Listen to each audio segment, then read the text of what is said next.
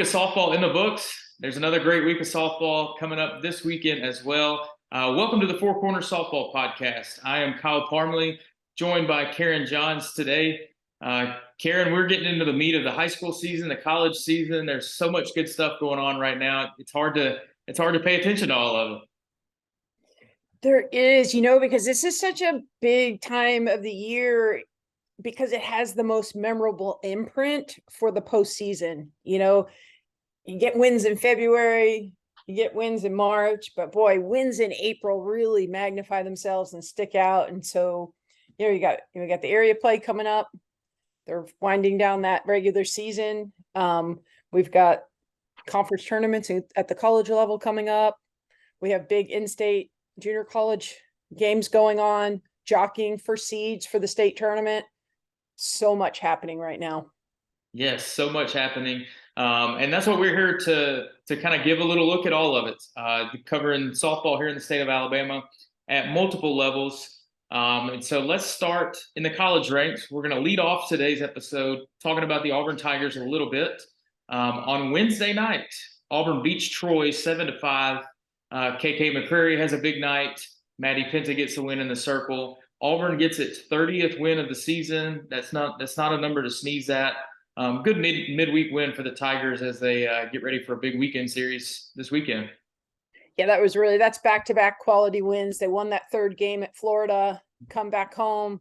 They beat Troy, and now they have the big series coming up with LSU because Auburn's playing for a lot right now. They want to work themselves to maintain a top 16 seed to host a regional. And they have the personnel, and they certainly have Maddie Penta in the circle to be able to do that. So that's why this series is so big for them to be able to get some good quality wins against a top 20 team. It's going to be really exciting times. I hope the fans come out and really enjoy some good softball. I'll be working the Friday and Sunday games, so I'll get front row seat and be able to really dive in deep on that series. Yeah, awesome. That'll be great to talk about that next week once you lay eyes on that. And we talked about Troy last week's episode. They've been having a great run here lately. So a quality win, like you said, for Auburn. So that's good. And we're going to talk about that glut in the middle of the SEC that we're getting to that point where teams are really going to start to separate themselves. For sure. There's a log jam. You have Tennessee and Georgia there at the top, but then, in the SEC, it's like a log jam of teams that everybody expected to be, in a much higher position. They're all vying for a position. And with the SEC tournament, what those teams are really shooting for, you want to be top four. You don't want to have to play the extra games going into that tournament. And really all the wins against conference teams are very beneficial as far as strength of schedule and how it affects the RPI. So, LSU right now, and that's the other positive for Auburn. LSU right now is leading the pack when it comes to RPI. They're number 5. They've played a very tough schedule. So Auburn has a great opportunity this weekend, but in the SEC in general, it's just a dogfight right now. Yeah, it really is. So lots of big games, a few more big series coming up for those teams. I want to take a minute to thank our guys at Scouttown Sports. Mark Purvis and Matt Jones do such a good job running the Scouttown tournaments. Big summer plan for these guys. If you're playing on a travel team, you're coaching a travel team, you're involved in any way, Scouttown Sports wants you to be a part of their summer. They've got 3 big tournaments. End of May 26th through 28th in Montgomery, USA Scouttown Showcase. June 30th through July 2nd in Birmingham. You've got the one in Montgomery is the USA Scouttown National Showcase. The one in Birmingham, the USA Scouttown Showcase, and then the Scouttown Capital City Showcase in Montgomery, July 28th through the 30th. Be sure to go check those out. Free showcase exposure camps run by college coaches who are also there recruiting the events. And all those games, 6 innings, no time limits. I know they love those types of games. You get real quality competition in those. Check them out, Scouttown Sports on Facebook. You can also go to their website, scouttown.sportengine.com. We want to thank those guys for being a part of the Four Corners Softball Pod this year. And Karen, now it's time to talk to our special guest this week. We are speaking with Central High School head coach Mitchell Holt, the Central Red Devils out of Phoenix City. Big news on this Thursday morning when we're recording. They are the new #1 team in Class 7A. That's a big weekend for them. So let's talk about it with Coach Holt. All right, we'd like to welcome in a special guest this week. We've got the head coach of the currently #1 team in Class 7A, the Central Red Devils out of Phoenix City. Head coach Mitchell Holt with us today. Coach Holt, how you doing? You had a nice surprise when you woke up and saw the rankings this morning, didn't you?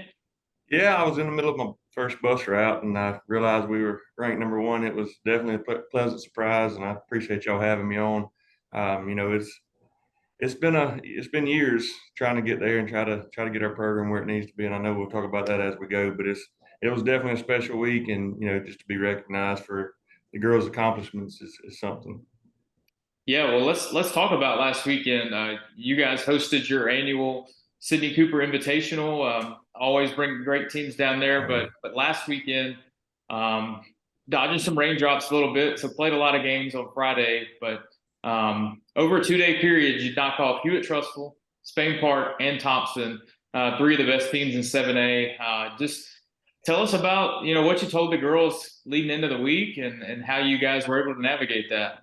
Well, coming off last year, we knew, we could count on one hand how many teams beat us. So we knew we wanted to see them again, even if, it didn't really matter how the game went. You want to play against the best. And we knew that was going to be an opportunity. And then we had an injury occur a couple of weeks ahead of time. And I was like, we're not changing it. We're still going to play them. Coming up, we had an area game Tuesday, Wednesday, and then we rolled into Hewitt-Trussville on Thursday. And, we just prepared our girls for what we were going to see, and told them that's the closest thing to the state tournament as you're going to see until, fortunately, if we're able to get there, see it in Oxford. And so I felt like we had realistic expectations. And the biggest thing was, how do we respond to failure, or, to somebody coming out and, quote unquote, punching you in the mouth, and, do you get up and you bounce back, or, find out where we're at and find out in early April.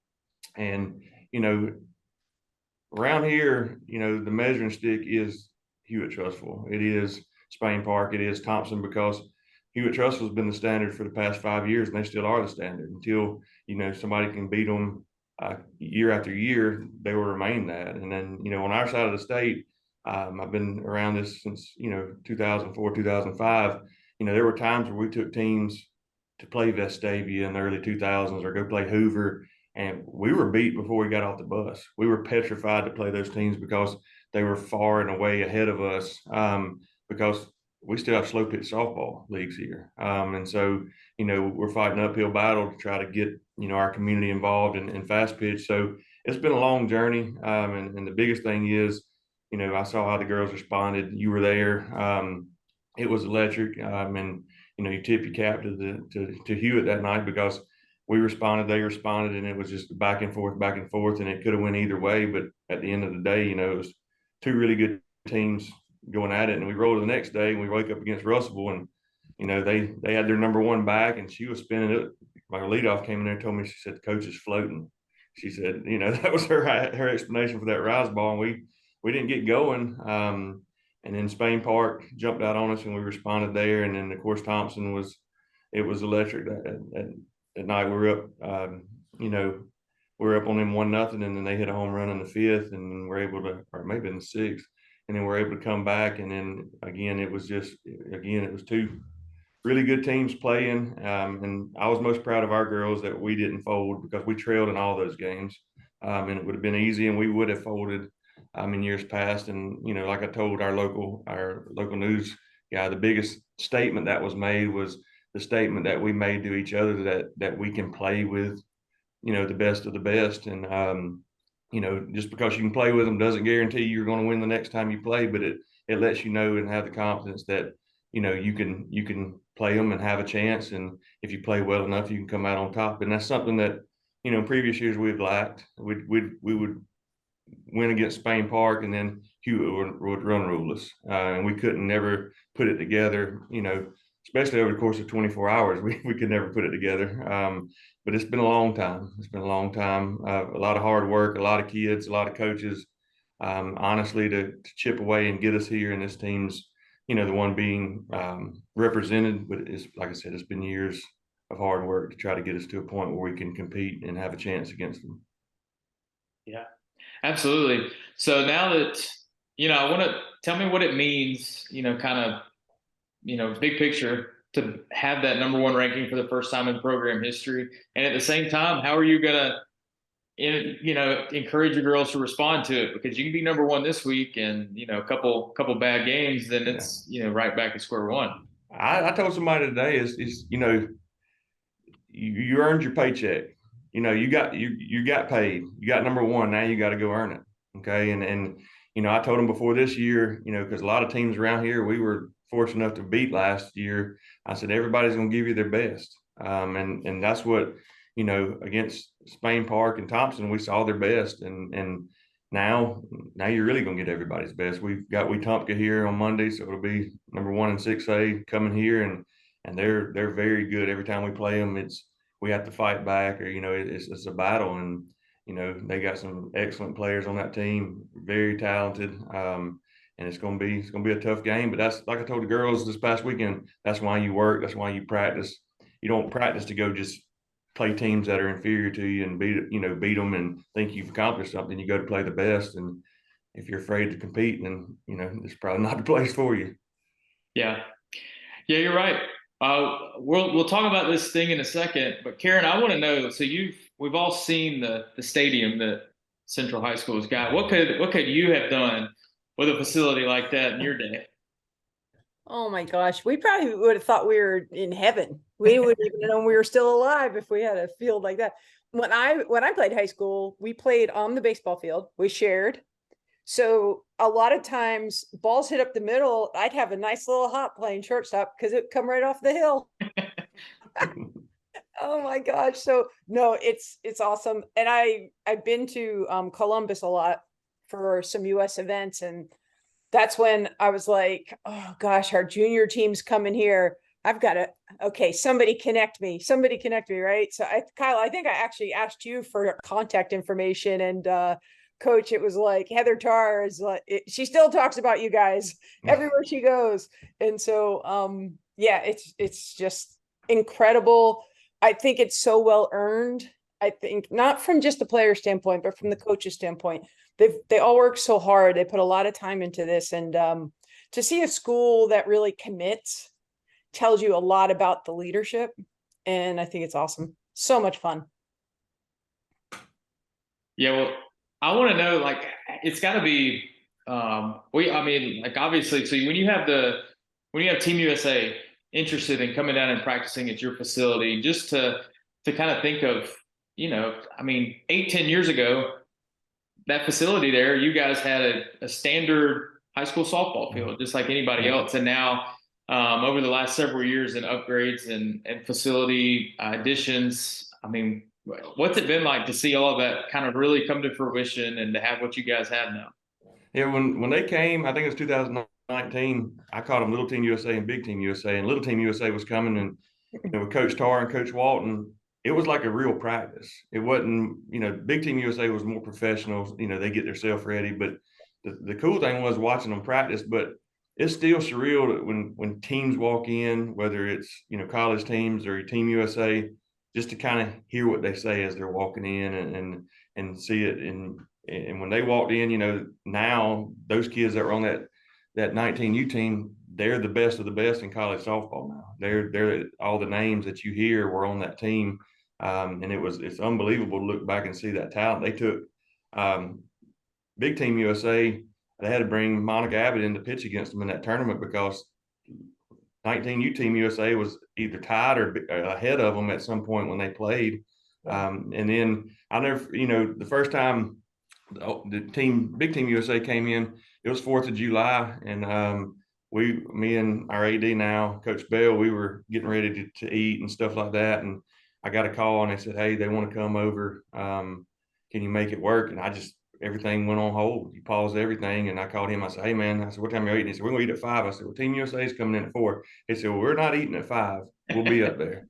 And just to, and the really cool thing is to see our kids meet their heroes. And that was the big deal. And we had some smaller little travel ball team come up, and we had our girls come up, and just to see, I mean, they had tears in their eyes meeting Haley McClenny and Montana Fouts and Skylar Wallace when she was at Alabama. And it was, now they're juniors here now. And they're still starstruck, but not like a sixth grade, seventh grade starstruck like they were then. But it comes with a responsibility when you have facilities, because it's not just about our kids, it's about any kid that gets to come here and play, because this is our field, but at the same time we owe it to the game to let people experience it, because it is an experience. And when it's rocking, whether we're winning or losing, it can be very loud. And we need to share that with as many kids as we can. And fortunately, like I said, we've had colleges come through, and both Team USA's come through, and then Team USA came this past summer again. And Coach Tarr, one of our seventh graders, she got to go be the back girl for Washington when they played Georgia Tech, because they connected here when they were in town in 19. And Coach Tarr still remembers Savannah, and if she walks up to her, she's going, Savannah, and that's just the personal level of softball that you don't necessarily get with all other major sports. Well, Coach, I am an advocate in trying to push for the baseball format to be Yes, ma'am. place for softball, specifically so that they get a chance to come play on a field like that in a facility. The crowd would be amazing. Absolutely. And you have so many more resources if weather goes bad, if there's delays. It makes sense, Coach. So I'm all on the bandwagon. So every week, you see my little drum in front of me? I do. I'm beating I it. do. It was just and somebody asked me, and different years call for different changes. And when we went to regional format, that was probably best at the time. But now with facility upgrades and stuff, I tell people, and when we were playing Hewitt, they said, that's got to be what it's like to be in the playoffs. I said, not really. I said, that was better than the playoffs, because, and even the Thompson game, I said, because we're going to play at 10 o'clock in the morning, and the only people that's going to be in attendance is our parents. Exactly. Bam, you nailed it right on the head. And I mean, I get it. Everybody's having to travel, but if, say, it was us in Fairhope or us in Prattville or us in Auburn or whoever in the South, 2 out of 3 at any place at 5 o'clock in the afternoon on a Friday, it's going to be packed. It's going to be packed, and the girls are going to get to experience that. And you can still have your state tournament and all that, but 2 out of 3, the better team wins. In our current format, you can come across a pitcher that's hot, she can beat you one game. Whereas if you had to go 2 out of 3, she may not be able to get you in game 2 and 3. So I think there's a lot of people that support that, and we're headed in that direction. It's just a matter of when it happens, because it would be really, really awesome to host beyond the area tournament. That's as far as our seniors. We were fortunate to win the area tournament, our area last night, and I told them, I said, your last possible game gets to be played at your field. But it would be really cool to see what some of these venues would be like for a quarterfinal or semifinal matchup. Oh, absolutely. Yeah, that would be a lot of fun. So I want to know how you kind of see Class 7A this year. We talked to Taylor Burt last week, the Hewitt-Trussville head coach, and the unfortunate part of the regional matchups this year is there's a lot of Birmingham area teams that are going to be worthy of making the state tournament, but aren't necessarily going to be able to get there. I mean, we talked about you guys beating 3 of them last week. So how do you see the way it stacks up? I mean, it's looking, I mean, to me, it just seems like there's got to be 6 or 7 of you guys that on any given day would be very capable of winning the thing. I told somebody, we've rotated, and a couple of years ago it was us and it was Vestavia and Hewitt in our region, and it's rotated. But somebody asked me, said, you're going to see all of them at state. I said, not all of them. If us or whoever at our region is fortunate enough to make it, you're only going to see 2 of those folks, and we were, looking back at their area and the standings up there, and that's a dogfight. And you can't put too much weight into the regular season area, because it doesn't matter. Are they really throwing their ones? Are they really going about it how they're going to go about it in a few weeks? Because that's what we were playing Auburn last night, and a coach and I were cutting up, and she said, you got to be more focused on this game. I said, why? I said, we're going to do it again in 3 weeks, and possibly the next night. And if we're both advanced, it could happen again at regionals. And guess what? we're both really fortunate, we can do it in Oxford again. I said, so, there has to be a point somewhere, and goes back to Karen's point, there has to be a point where when you beat a team, they're eliminated, and we shouldn't be pitching off in top 5 matchups in the regular season. We shouldn't be pitching down because we're going to see each other in a few weeks in an area tournament. There has to be some, the regular season has to matter to some degree. And that would get better matchups, and you'd have number ones going against number ones if the playoffs or seeding to travel or to host were involved. It would definitely make a difference. But, I guess the whole theory is you've got to win the one that matters. And I've seen some O in the area teams go to regionals and state because they won the game that matters. I've seen teams beat people in regular season in the area and the regionals, and then get the state and lose one game to them, and they're eliminated when they've beat them 5 times. And, that's the format we have, and you do the best you can with it, but all games should matter. You know what I mean? You should go at each other with your best on best every time. So to your original point, that Birmingham regional is you can't predict it. We've seen Hoover, we've seen the teams we played last week, and I can see any of them making it. There's a couple other ones that we haven't seen that have the pitching, and on any given day, a pitcher can shut an offense down, and anything can happen, honestly. But who's the front runner? I couldn't tell you. After the teams we played, I couldn't tell you who's the best one. I think it's wide open, honestly. And whoever, gets hot in Oxford, they'll be the state champion more than likely. It's not going to necessarily be who's the best team throughout the season. It's going to be who's hot those 2 days, and that's who will be the state champion. Yep. You're right. I think it's 4 weeks away now, so that time is closing in quickly. I want to know about the pride of being able to see, because Central softball has sent dozens of players to play at the next level over the last several years. And in particular, last year, 2 of your outfielders, McKinnon Howard and Kristen White, they went back and forth, center and left field for years, because both of them were good enough to hold down center field, but, you wanted to give them a timeshare. And now McKinnon's Player of the Week at Wallace State. She was Conference Player of the Week a couple of weeks ago, and Kristen White is starting at Alabama. So, just the 2 of them, and you had a handful last year. Just what's that like to be able to, see products of your program get out and play at the next level like they are?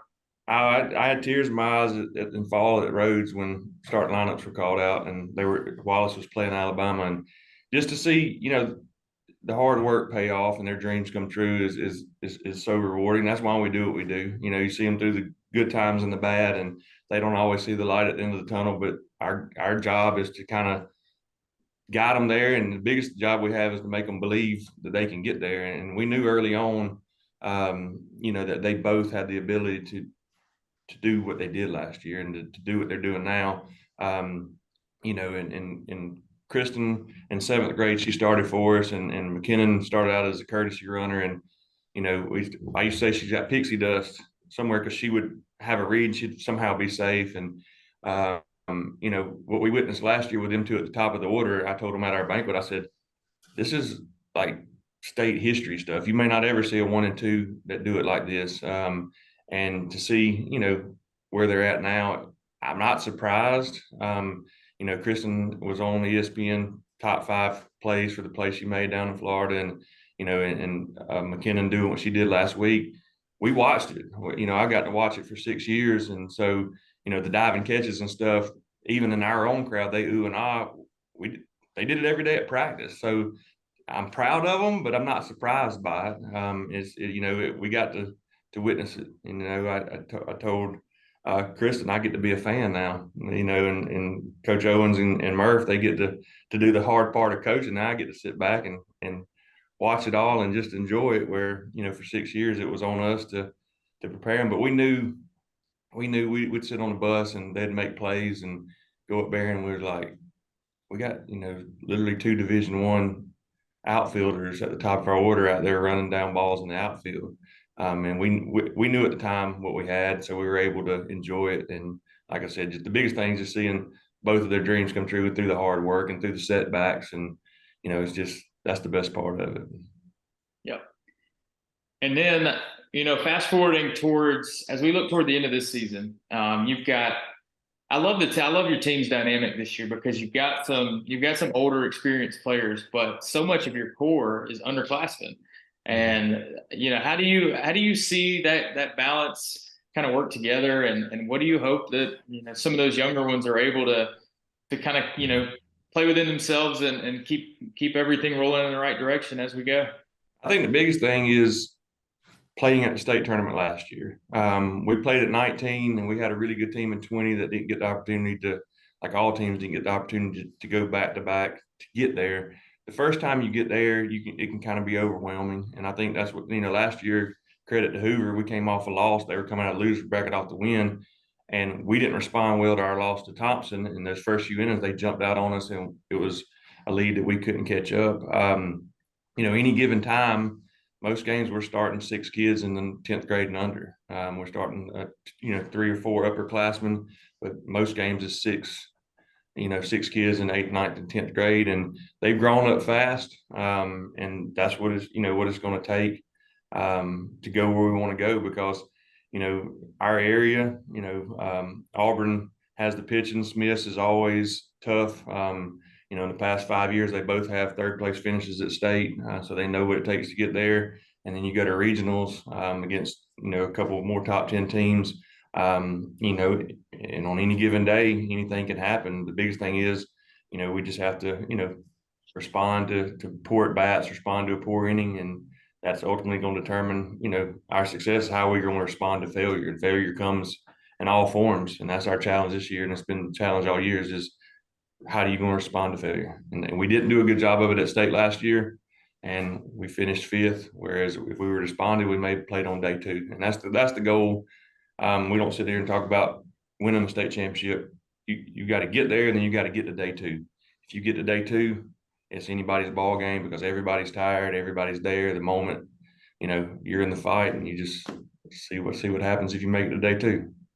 Yeah, Karen, what you got for Coach Holt? Well, let's see. The first thing I thought of this morning when I was trying to wrap my head around it, talk us through just a little bit on if you had to say these were the 3 things that mattered most in this journey that you've been on with this group. And I know the group changes each year, but with this program, should I say, what were 2 or 3 things that you just held tight to, saying each new 7th grade group kind of being infiltrated into the program? What were those things that you stayed true to the whole time through to arrive to this morning when it popped up, whoever told you on the bus? I got you. The biggest thing is, being selfless and getting over your stats and what you do. I tell them all the time, especially showcases and travel ball, that's about you. Some travel ball teams compete for championships and it's a little different, but this is about what we can accomplish. And I tell them all the time, I've never had a coach from any level, JUCO all the way up, come to me and ask me for stats. They don't ask. The paper wants to know, your parents want to know, and the kid wants to know. Other than that, stats don't matter near as much as people think they do. The ability matters and what you can accomplish. And I've been fortunate to hire really good coaches and have really good help, and that they all believe in the fundamentals. And in this group, like the group that's preceded them, and they've had, a parent along the way that's really taken interest in coaching them at a young age and kind of getting them ready to come to high school and have these years. And they all focused on the fundamentals more so than anything. They actually had practices multiple times during the week to get them used to practice. And, so the 2 biggest things are, don't overlook the small things, the fundamentals, win and lose important ball games. And then, being part of a team is more important than what you can accomplish by yourself. And that's what, it's hard for this generation because everything's, here's my Twitter, here's my stats, here's this, here's that. But I told this team last week, matter of fact, before we played Hewitt, I said, recognition comes to individuals that are on really good teams. The further you go as a team, the more recognition you're going to get individually because of what the team accomplishes. And, we've really done it well the past couple of years of pouring into somebody else. And I tell the girls all the time,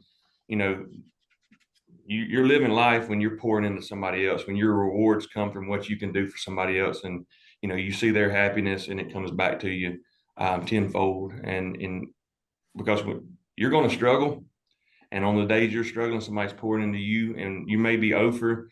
You pour into those other people because your time is going to come, and whatever you've paid forward, it will come back to you. And I believe that with all my heart. And it's not a place for selfish teammates, and that's the biggest thing. Is it takes all of us. And this past week is a testament to some kids stepping up that a few weeks ago, they didn't have that role. They were not in that role, but they were able to step up when their opportunity presented itself. And I tell them all the time, preparation doesn't guarantee success, but not being prepared guarantees failure. You can do everything right and still be unsuccessful, but if you don't put forth effort and your attitude's bad, when the opportunity presents itself, you're not going to be successful. And so, we try to preach those things, and we try to have good kids and teach them the right ways and let the field take care of itself.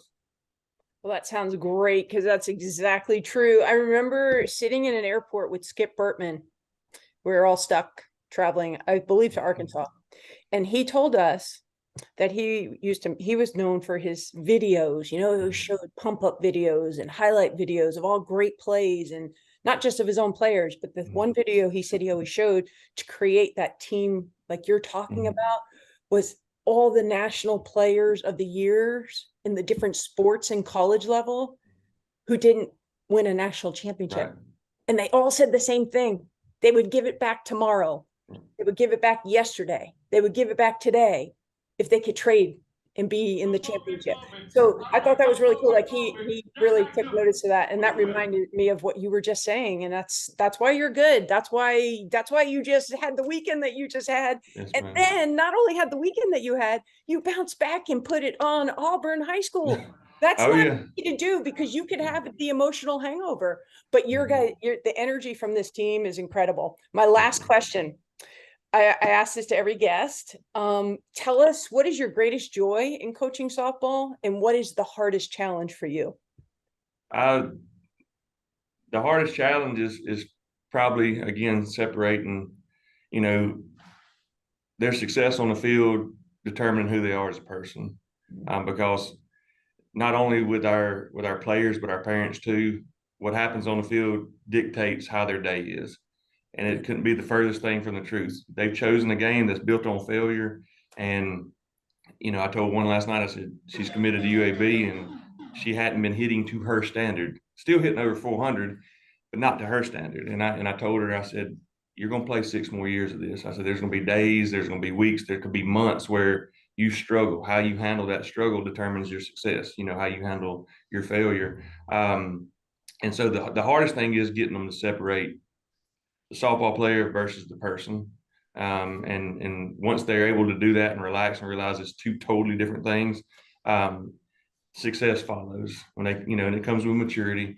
The biggest joy, like we said earlier, is just seeing them feel their dreams, and having goals and letting them reach those goals, and just, when they accomplish things that they don't think they're capable of, but they are. That's the why you coach, is to help them get there. And when they don't believe in themselves, you still show that you believe in them. And that's, when we have alumni text us back and they say, thank you for believing in me when I didn't believe in myself. That's the best.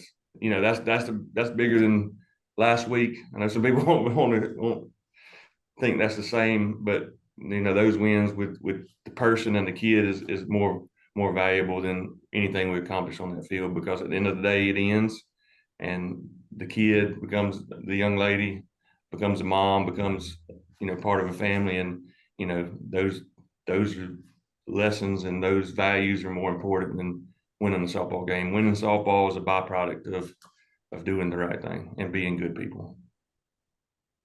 Yep. Awesome. Thank you. Yes, ma'am.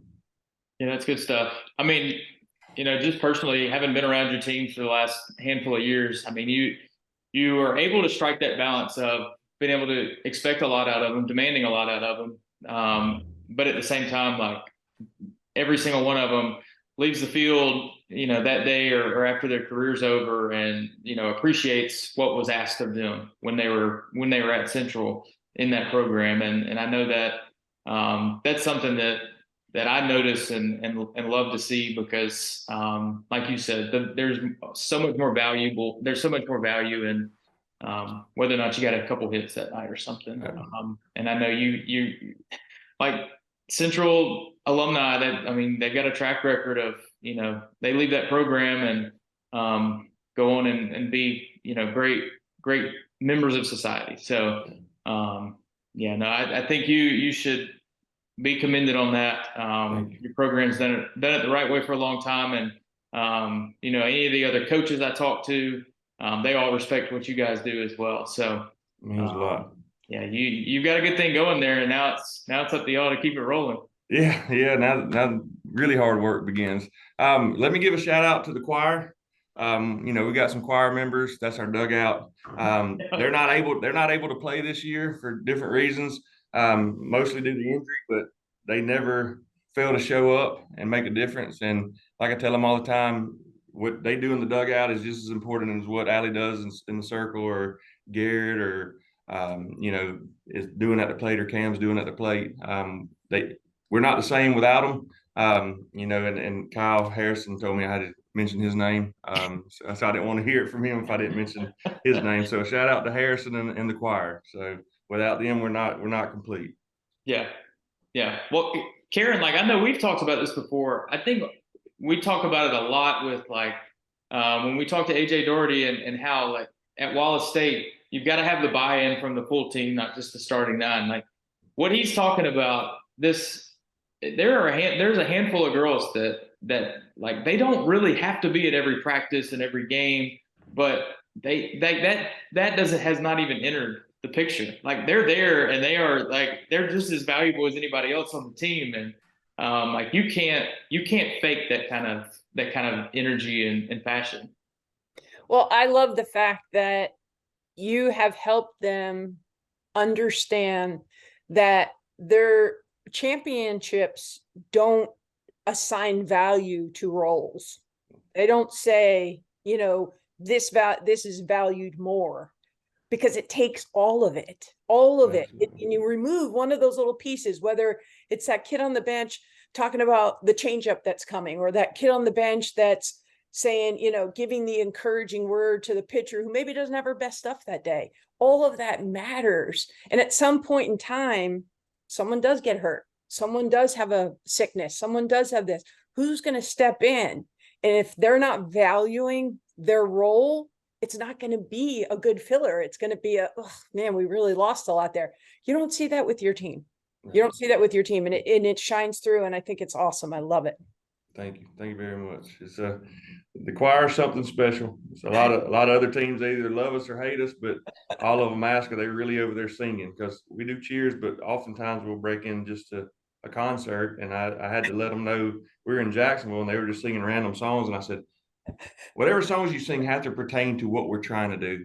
So they've remixed everything to make it about softball in some way. So, I love it. I love the singing better than the cheers anyway. It drives me crazy. Maybe we'll send you a concert DVD one day. Absolutely. I think you should start selling them. Do it for a fundraiser.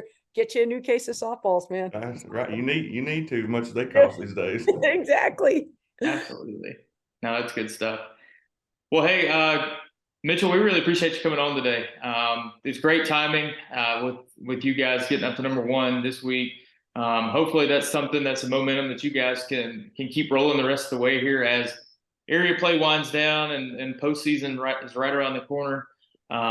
So yeah, no, we really appreciate you coming on. I love the facility, love everything you got going on down there. Keep going strong. We appreciate what y'all are doing here, and Kyle, appreciate what you do. The travel and the endless hours that you put into posting the scores and stuff, it makes a difference. I check it no matter if we're playing or not, just to see how the rest of the state's going. And prior to that, we didn't have access to that. We had to dig really, really hard to try to find a score, even if it's 20 minutes up the road. But you putting it all together and pushing, what you do is appreciated across the state, and especially here. Well, I appreciate you saying that. guys like you and programs like yours are what make that enjoyable. So Thank you. That's Coach Holt on the Four Corners Softball Pod. Hey, Barry Brake here with Four Corners Softball Podcast. We're inside today. I was fixing to load up, headed to the ball game today. Rain has got us. It's knocking a lot of people out on this Thursday morning. So I've got myself surrounded with a few little toys right here. I might find somebody to play catch with me a little bit later on, or hey, I might go out and take some BP myself. I've got my softballs here, got my batting helmet here. But since the rain has got us pushed inside today, I thought I'd take a minute and talk to you about my good buddy Johnny Franklin and the Heart of Dixie softball tournament.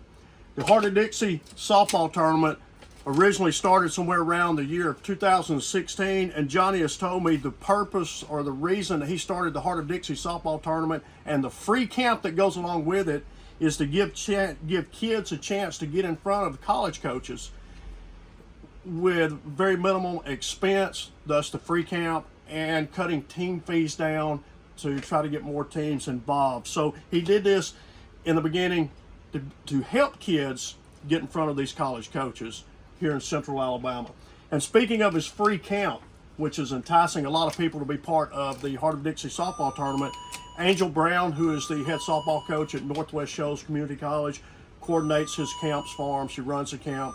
There's usually around 25 to 30 other college coaches that are involved in the camp. And since the beginning of the Heart of Dixie in 2016, roughly 3,000 kids have run through the camp. And even though you're looking at 25 to 30 college coaches working the camp, there are more coaches that show up to recruit during the actual tournament play. And yes, numerous kids have been offered and been able to go and play in college simply by being found in the Heart of Dixie softball tournament. The Heart of Dixie tournament runs twice a year. Johnny has a tournament in the summer and he has a tournament in the fall here in Central Alabama. The same weekends each year.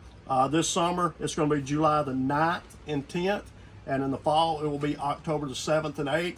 So you can look at your calendar next year, those same weekends, whatever the coordinating dates are. Heart of Dixie will be running at that time, so you can make your plans. And another thing a lot of people don't realize is each year Johnny is looking at about 60 to 70 teams in different classifications that will participate in the Heart of Dixie softball tournament. Again, you got a lot of college coaches coming in to work the free camp that he has beforehand, and you've got coaches that stay there and recruit during the tournament. You know, and a lot of people don't realize this. It's one thing that I've always said. Don't worry, like we're not all SEC, we're not all Division II, we're not all Division III, NAI, what have you. Find your fit. Find where you fit in a program, because there's tremendous softball at all different levels across the state. For more information on the Heart of Dixie softball tournament, you can go to USA Softball, check out their website, USA Softball of Alabama. You can search the tournament, you can get more information about that. You can also go on Facebook, go to Heart of Dixie softball page, Heart of Dixie Exposure Tournament, I believe, on Facebook, and you'll find pictures, you'll find lots more information, you'll find dates for the tournament and all that. We appreciate Johnny Franklin being a sponsor right here with the Heart of Dixie softball tournament on the Four Corners Softball Podcast. The sport is growing and continues to grow, and this is just another example right here of a tournament over the last several years that has grown along with the sport. Heart of Dixie softball. Check them out.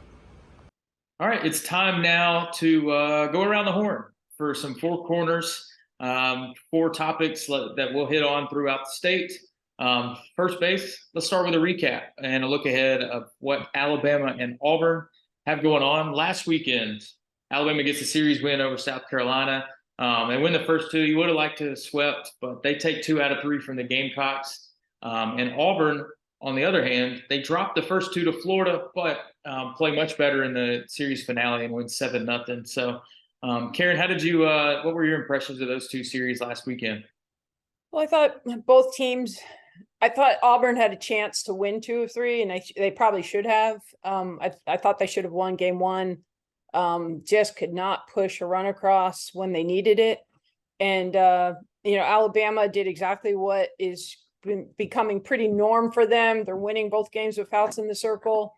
And so that was no surprise. It definitely wasn't a surprise that they didn't sweep. Goburn for South Carolina is exceptional. She's a really good pitcher. But I think both are now in a position where this coming weekend, Alabama traveling to Mississippi State. Alabama's in a really good position right now. They're at 14 RPI. They're number 8 in the strength of schedule. What Alabama can't do is their toe on the road, though. They need to go win that series and come home, because you want to stay in that top 16 range in that RPI. Not that RPI is everything when it comes to the seeding, but it has, it plays a big part in what they're looking at. And then for Auburn, they need to work and fight for these quality wins so that they can get in the 16. Right now they're not in that 16 range. Their strength of schedule is hurting them a little bit. They're 29th in the country. They're 25th RPI. So this LSU series, who LSU is sitting at the top of the heap in the SEC with the number 5 RPI, number 10 strength of schedule. These are quality wins for an Auburn program at home to capitalize on. Yeah, big games. We talked about it at the start, but I think it's 6 of the 13 SEC teams are all separated by 1 game or less in the conference standings right now. I mean, it's crunch time to determine whether or not you're going to be in the top half or the bottom half of the league. They are fighting because they want to get a top 4 seed when it comes to that SEC tournament. So these next few weeks are just going to be absolute dogfights. Yes, absolutely. So big SEC series coming up for both of those. Let's move on to second base. Down in the Division II ranks, I thought it was really cool. Midweek, AUM, Auburn Montgomery, they go to North Georgia, the number 1 team in the nation, and split a doubleheader. And it's an impressive road win for the Warhawks. They won the second game of that 4-3. Chloe Derrick hits a home run, drives into Molly Cobb, who you coached a long time ago. 2 hits, drives in a run. And Avery Dickerson pitched really well for AUM as well. That's a big deal when you can go on the road and get a win over the top team in the land. It really is. Beating the number 1 team is a huge feat, but beating them on the road is a whole nother level of greatness. Yeah. And they had it that day. They played well. They hit the ball well. Dickerson, she gave up some hits. She gave up 9 hits, but she scattered those around, only giving up the 3 runs. She had 5 Ks. The thing I noticed with her is she doesn't walk people. No walks. Yep. So, the 9 hits don't hurt you when there's no free passes. So that was really good. Great showing. Really something good for them to build off of, getting ready for, conference tournament, conference play. Yeah, absolutely. I mean, AUM's still trying to really get their feet under them under first-year coach Scotty Wilkes. But they, we mentioned the road win. They're 14-0 at home and lost at home. But you start to get some of that mojo going on the road as well. And we know this team is as talented as any in D2 and could be a threat heading down the road. Definitely. No doubt about it. They've got the personnel. They've got the pitching. Sometimes it's just a matter of playing right at the right time. And it seems like they are right now. Yeah, absolutely. I want to take this moment to thank our friends at First Choice Properties. You have a rental property that you need someone to manage. You can work with someone local. First Choice Properties, they've got a premier property management team, experienced in all the details of day-to-day management. If you've got a house in Jefferson, Shelby, St. Clair, or Tuscaloosa counties in the central Alabama area, these folks, you can rest easy knowing you're working with professionals who are passionate about maximizing your investment. Check out Alabama's most trusted single-family property manager at firstchoiceproperties.com. You can also call them at 205-433-9811. First Choice, they value integrity. They're responsive. They're trustworthy. Great people there. We want to thank them for being a part of what we're doing here as well. So moving on to third base, we want to hit a little JUCO ball because there's a big series this weekend when it comes to the standings in the North. Wallace State and Snead State are 1 and 2 in the JUCO, the state standings, and they're facing off this weekend. They've played 2 games on Thursday, which has probably already happened by the time you hear this, and then 2 more on Saturday to complete that 4-game set. These 4 games, Karen, are going to go a long way to possibly determining some seeding for the state tournament here in a few weeks. Yes, and these 2 teams are playing really well right now. Wallace State is 9-1 in their last 10 games. They've won 9 straight. Yep. You got Snead State, they're 8-2 in their last 10 games. So not only do we have the clash of the Titans, but the Titans are playing their best softball. So it's going to be so exciting. I wish we were going to be out there today, Kyle. Yep. I mean, this series is going to be a good one. And like you mentioned, like Wallace has really picked it up. You know, we talked about Marion Military that got off to such a good start. And then, you know, they've lost a few series, but I will say they played Wallace State last week, and 2 of those games were 1-0 wins for Wallace. And Kinley Bolton threw phenomenal games in both of those games, only giving up a run over her 6-7 innings of work. So that North Division is really good when you consider, we talked about Wallace and Snead. MMI is right there playing, you know, right with these teams. So I got a sneaky feeling the state tournament in May is going to be kind of fun. Yeah, no doubt. And, you know, the thing with Wallace is that, you know, 3 of their last 4 games are shutouts. They're shutting people down. So, Yes. you know, when your pitching's going well, you're going to go a long way. And so, you know, Marion's a tough team. You know, they bounce back after being shut out, won that middle game, come back, and we get shut out again. So, you know, it's very interesting to see. I still put my money on Wallace. I think they're the team to beat, but it's going to be interesting to see, and I can't wait to hear the results of the Snead State games. Oh yeah, I'm right there with you. Like you mentioned, like Wallace State's pitching staff right now is Emily Simon's throwing great, Katie Simon's throwing great, Olivia Wilkin threw a great game last weekend, and you know, when we talked to Carson Owens a couple of weeks ago, he mentioned a few others. You know, Tessa Word's been throwing it well. I mean, they've got that pitching staff, and that's something that you see. You know, it's hard to ride one arm all the way to a championship. Well, the first thing I look at, Kyle, when I see teams shutting people out and I see teams winning those kind of games is the walks column, and they don't walk anybody.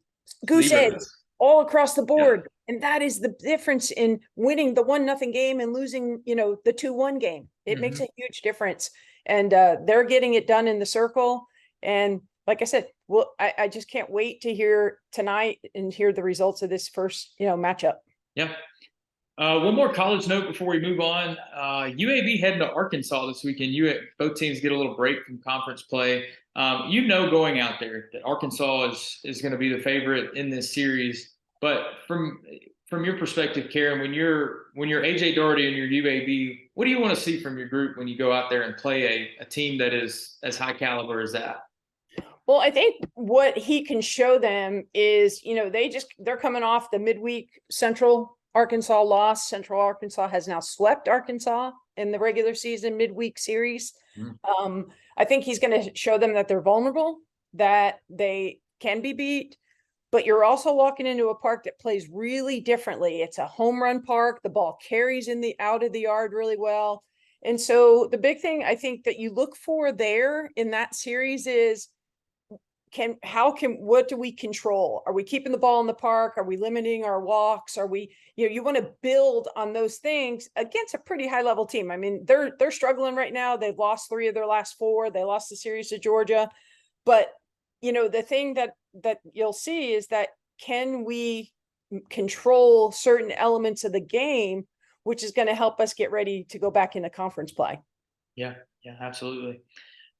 So interesting to see what the college ranks look like this upcoming weekend. With third base, I want to, or with home plate, excuse me, that was third base. Home plate, let's talk about some high school teams. Central out of Phoenix City, #1 for the first time in program history. We talked about those that week they had last week. On Thursday night, they beat Hewitt-Trussville 12-9. Followed that up on Friday with wins over Spain Park and then a win over Thompson. And Coach Holt didn't go all the way into it, but the fight that his team had to show to win that Thompson game was unbelievable because they scratched across a run in the first. And then he mentioned the home run that was hit against them by Shaylee Clemens to give Thompson the lead. Central rallies back in the following inning. And then Thompson had multiple chances in the 7th and the 8th innings to win the game. And Central just held it down long enough. Were able to scrap and claw and win that game. And man, just really cool to see the Red Devils #1 for the first time in program history. Yeah, and I think the thing about his teams that stand out the most too, other than they win a lot, is they play good defense.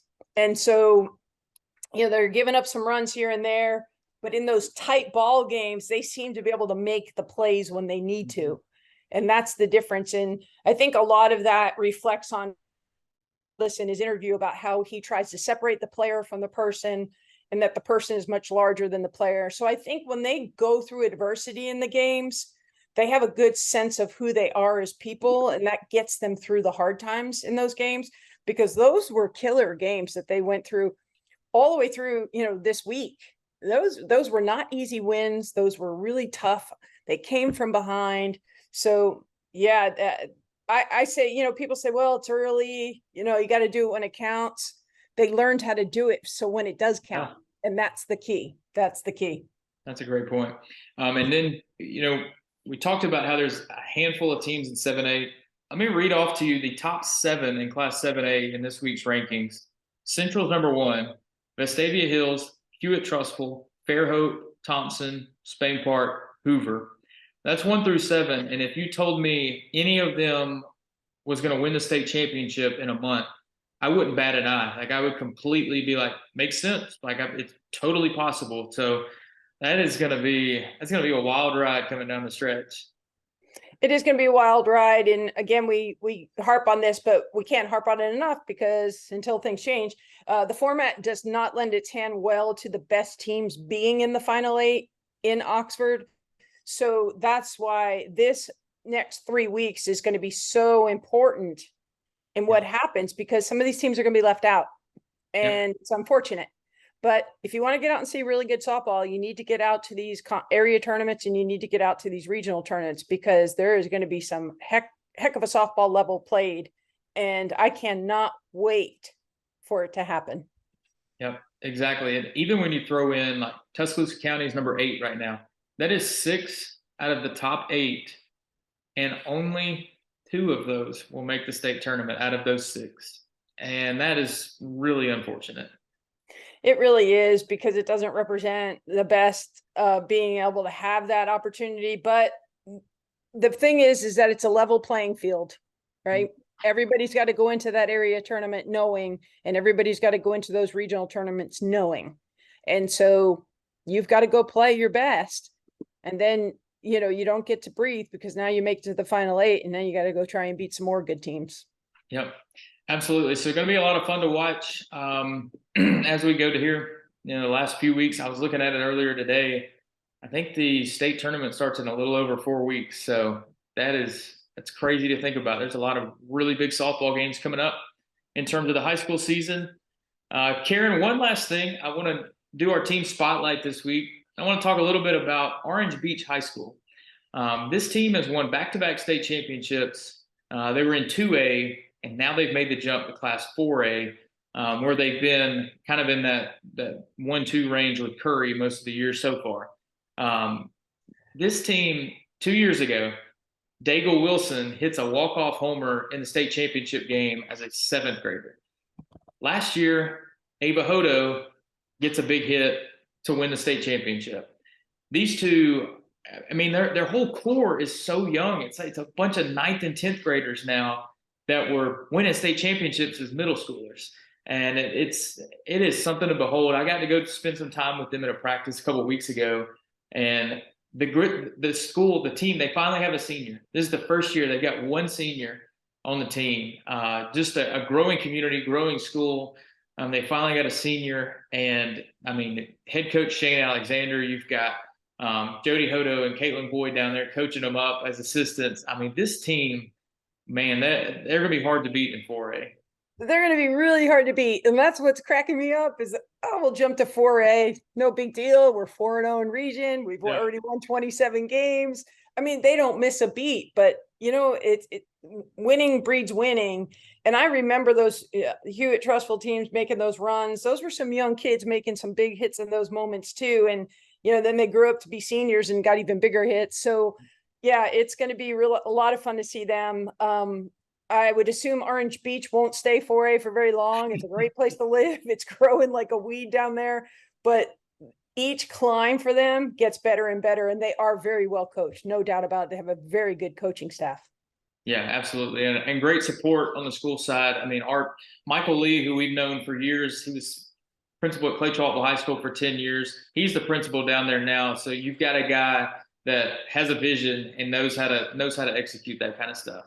He does, and he understands what championships look like. He knows the, I guess you would say, the blueprint of the people involved.